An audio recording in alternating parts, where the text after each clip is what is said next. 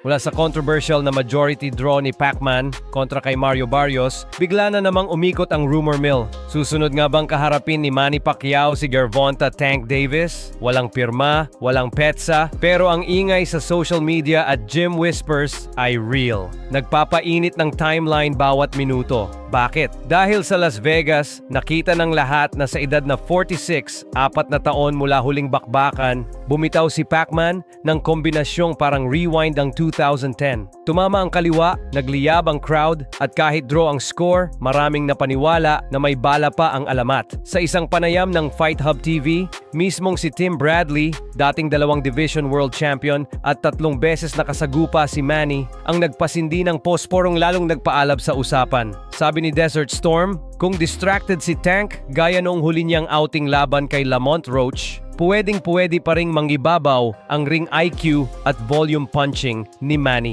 Idinagdag pa niya ang matinding aligasyon. Baka daw tapos na si Davis mentally, parang nabawasan ng gutom. Mabigat pakinggan, pero galing iyan sa lalaking nakipaggera ng 36 rounds kay Pacquiao. Kaya hindi pwedeng isawalang bahala. Sa kampo ni Tank, tahimik pa rin. Walang tweet, walang cryptic post, puro training clips lang. Ngunit alam ng lahat, kulang siya sa mataas na profile na kalaban nitong mga nakaraang buwan. Ang lightweight pool ay nagkakapulasan at ang super lightweight landscape naman ay puno ng politics. Kaya kung biglang sumulpot si Pacman, legend, 8 dibisyong hari, global fan magnet, automatic blockbuster. Si Tank Davis, undefeated knockout artist, pound-for-pound king, 29 na taon lang. Stylistically explosive counterpuncher, southpaw din. Isipin ang narrative, legend versus prime finisher, power kontra volume, legacy laban sa reign, PPV gold. Ngunit jet fuel din sa debate ang edad.